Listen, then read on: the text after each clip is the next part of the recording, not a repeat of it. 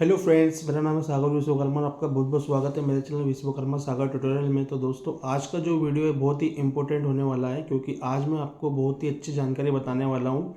वो जानकारी ये है कि ईसीएस क्या होता है। ईसीएस से रिलेटेड सारी जो जानकारी है वो मैं आपको दूंगा कि ईसीएस कैंसिल क्यों करना चाहिए, उसके क्या क्या फ़ायदे हैं, और कुछ जो जिसके पास में अपना इंटरनेट बैंकिंग नहीं है तो वो कैसे क्या ईसीएस कैंसिल करवा पाएंगे, जिसके बाद इंटरनेट बैंकिंग है वो कैसे ईसीएस कैंसिल करवा पाएंगे, ईसीएस क्या होता है। तो सबसे पहले मैं आपको ईसीएस क्या होता है उसके बारे में जानकारी देता हूँ। तो पहला पॉइंट है अपना ईसीएस क्या होता है। तो दोस्तों, ईसीएस वो होता है जब भी आप किसी बैंक से लोन लेते हैं तो जो ऑटो डेबिट होता है, जिसके द्वारा आपके अकाउंट से तुरंत या जब भी जिस डेट में आपका पैसा कटना होता है वो पैसा कटता है। तो वो पता है वो किस सर्विसेज के थ्रू होता है, वो ईसीएस के थ्रू होता है।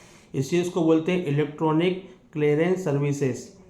तो आप ईसीएस समझ गए, ईसीएस के थ्रू आपका पैसा आपके अकाउंट से डेबिट होता है जिस तारीख में आपका लोन की डेट आती है, वो कोई सी भी हो सकती है डेट। तो ईसीएस आपको क्लियर हो गया।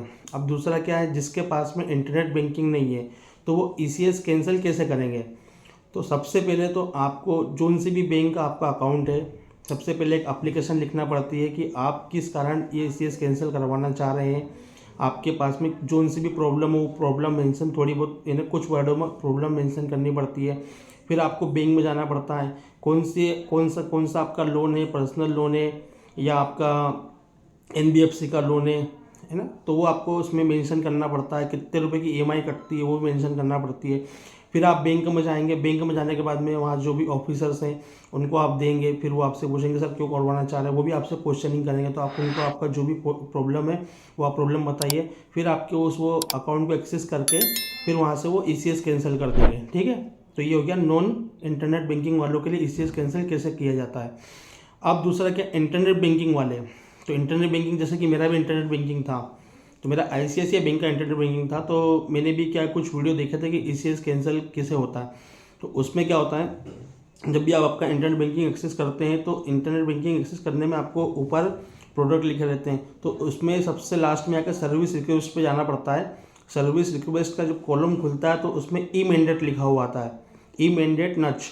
उस पर क्लिक करेंगे तो जब फिर जैसे क्लिक करते हैं तो आपको आपका अकाउंट आता है उसमें। तो अकाउंट का जो आपका अकाउंट नंबर है उस पर सिलेक्ट करके फिर आपका नाम खुल जाता है। फिर आपके उस अकाउंट पर कितने भी ईसीएस लगे होंगे, चाहे वो घर का ईसीएस हो, चाहे कार का ईसीएस हो, चाहे पर्सनल लोन का ईसीएस हो, चाहे एनबीएफसी कोई सा भी आपका ईसीएस लगा हुआ है, वो सारा वहाँ पर शो करता है।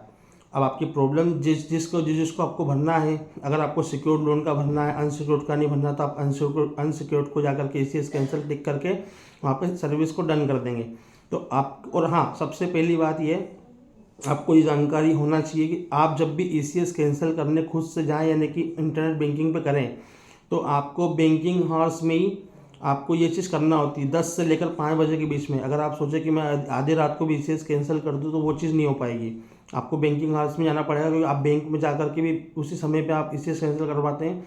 तो इंटरनेट बैंकिंग में भी सेम सेम पॉइंट वही रहता है, आपको बैंकिंग हावर्स में करना पड़ेगा। ठीक है, तो आपका ये इंटरनेट बैंकिंग वालों का भी मैंने बता दिया। कोई सी भी बैंक का हो, अगर आपको अधिक जानकारी चाहिए कि आप कैसे कैसे जानना है, तो आप जोन सी बैंक का है आप उस बैंक डाल के ईसीएस कैंसिल कैसे होता है, तो आपको यूट्यूब पे बहुत सारे वीडियो आपको मिल जाएंगे। अब ईसीएस कैंसिल क्यों करें और इसके क्या क्या फ़ायदे हैं। तो दोस्तों देखो, आप कोई सी भी चीज़ का अगर लोन डिफ़ॉल्ट करते हो, अगर आपके अकाउंट से पैसा कटता है और आपके अकाउंट में पैसा नहीं है, और अगर उसी डेट में आपको उस बैंक वाले ने आपके इसमें ईसीएस लगा दिया है, तो वो क्या होगा कि ईसीएस बाउंस हो जाएगा। तो एक बाउंस उसकी तरफ भी पड़ता है, उसको भी चार्ज लगता है, पेनल्टी लगती है, और एक चार्ज पेनल्टी आपको भी लगती है। तो आपको आपकी बैंक की तरफ से चार्ज पेनल्टी ना लगे, इसलिए अपन को ईसीएस कैंसिल करना पड़ता है। आई बात समझ में।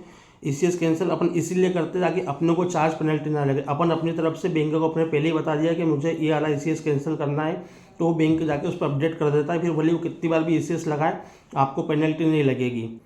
क्योंकि बहुत से क्वेश्चन मेरे पास में आए थे, सर ईसीएस कैंसिल करने से क्या होता है। हाँ, एक क्वेश्चन और था, क्या ईसीएस कैंसिल करने से क्या जेल होती है। तो दोस्तों, ईसीएस कैंसिल करने से जेल नहीं होती है। कमेंट आया था एक बंदे का, तो मैं उसका आंसर दे रहा हूँ। ईसीएस कैंसिल करने से जेल नहीं होती है। तो क्या है, एक सर्विस है जो आपको बैंक ने दे के रखी है कि आप आपके हाथ से भी ईसीएस कैंसिल कर सकते हैं। इसमें कोई जेल वेल नहीं होती। आपका पैसा है, आपको देना है या नहीं देना है, ये आपके ऊपर डिपेंड करता है। इसमें कोई जेल वेल नहीं होती है, इसका कोई वैसा प्रावधान नहीं है। तो वही मैं जानकारी दे रहा था। तो अगर आपको जानकारी अच्छी लगे तो प्लीज़ लाइक कमेंट शेयर जरूर कीजिए, और अगर आपने अब तक मेरे चैनल को सब्सक्राइब नहीं किया तो प्लीज़ सब्सक्राइब कर दीजिए। अगर आपका पैसा है तो प्लीज़ इनका पैसा दे दो, नहीं तो स्वस्थ रहो, मस्त रहो, रिकवरी वालों के लिए सख्त रहो। जय हिंद, जय भारत।